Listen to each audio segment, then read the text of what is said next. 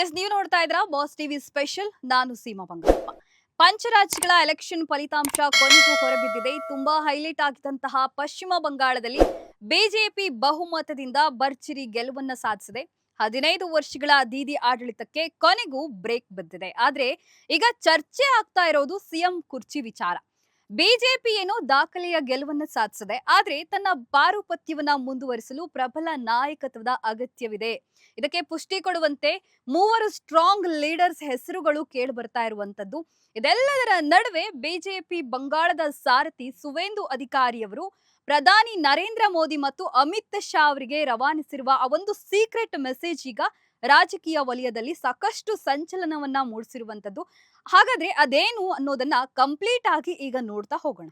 ಪಶ್ಚಿಮ ಬಂಗಾಳದ ವಿಧಾನಸಭಾ ಚುನಾವಣಾ ಇತಿಹಾಸದಲ್ಲಿ 2026 ಒಂದು ಹೊಸ ಮೈಲಿಗಲ್ಲಾಗಿದೆ. ದಶಕಗಳ ಕಾಲ ಮಮತಾ ಬ್ಯಾನರ್ಜಿ ಅವರ ಭದ್ರಕೋಟೆಯಾಗಿದ್ದ ಬಂಗಾಳದಲ್ಲಿ ಕಮಲ ಪಡೆ ದಿಗ್ವಿಜಯ ಸಾಧಿಸಿ ಕಮಲವನ್ನ ಅರಳಿಸಿದೆ.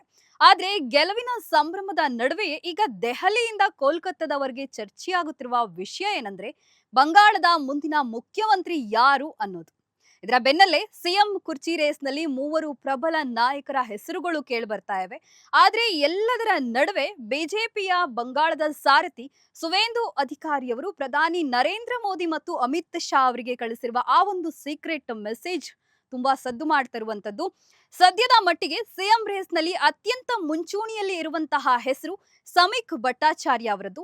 ಬಿಜೆಪಿಯ ರಾಜ್ಯಾಧ್ಯಕ್ಷರಾಗಿ ಇವರು ಪಕ್ಷದ ಸಂಘಟನೆಯಲ್ಲಿ ಶಿಸ್ತಿನ ಸಿಪಾಯಿ ಅಂತಾನೆ ಫೇಮಸ್ ಆಗಿದ್ದಾರೆ. ಜೊತೆಗೆ RSS ನ ಹಿನ್ನೆಲೆಯುಳ್ಳ ಇವರು ಸೌಮ್ಯ ಸ್ವಭಾವದವರಾಗಿದ್ದರೂ ಕೂಡ ಪಕ್ಷದ ತತ್ವ ಸಿದ್ಧಾಂತಗಳಲ್ಲಿ ಯಾವುದೇ ರಾಜಿ ಮಾಡಿಕೊಳ್ಳದವರಾಗಿದ್ದಾರೆ ಎಂದು ಸಹ ಕೇಂದ್ರ ನಾಯಕರು ಇವರನ್ನ ಹಾಡಿ ಹೊಗಳಿದ್ದೂ ಇದೆ.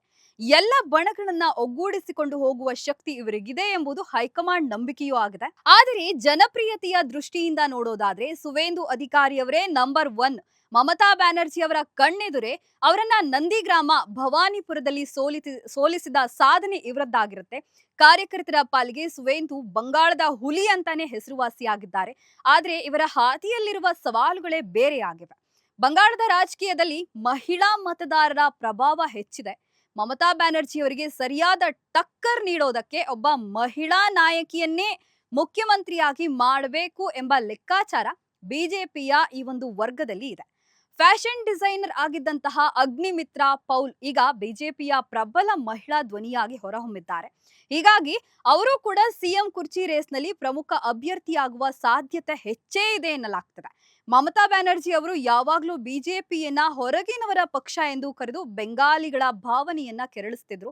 ಇದಕ್ಕೆ ಕೌಂಟರ್ ಕೊಡೋದಕ್ಕೆ ಸುವೇಂದು ಒಂದು ಕ್ಲಿಯರ್ ಮೆಸೇಜ್ ಅನ್ನ ಕೊಟ್ಟಿದ್ದಾರೆ. ಬಂಗಾಳದ ಮಣ್ಣಿನ ಮಗನೇ ಬಂಗಾಳದಲ್ಲಿ ಮುಖ್ಯಮಂತ್ರಿ ಆಗಬೇಕು, ಅದು ಯಾರೇ ಆಗಿರ್ಲಿ, ಜನಸಾಮಾನ್ಯರಿಗೆ ಹತ್ತಿರವಾಗಿರುವ ಒಬ್ಬ ಶಿಕ್ಷಿತ ಬೆಂಗಾಲಿಯನ್ನ ನೀವು ಆಯ್ಕೆ ಮಾಡಿ, ನಾವು ಅವರ ಹಿಂದೆ ನಿಂತು ಬೆಂಬಲವನ್ನ ನೀಡ್ತೀವಿ ಅಂತ ಸುವೇಂದು ಕೇಂದ್ರಕ್ಕೆ ಕ್ಲಿಯರ್ ಆಗಿ ಮೆಸೇಜ್ ಅನ್ನ ಕೊಟ್ಟಿದ್ದಾರೆ.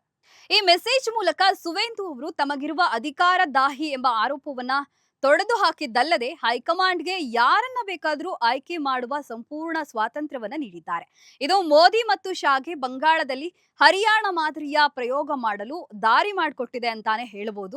ಸುವೇಂದು ಅಧಿಕಾರಿಯವರ ಈ ತ್ಯಾಗದ ಸಂದೇಶವು ಹೈಕಮಾಂಡ್ ಮಟ್ಟದಲ್ಲಿ ಅವರ ಗೌರವವನ್ನ ಹೆಚ್ಚಿಸಿದೆ.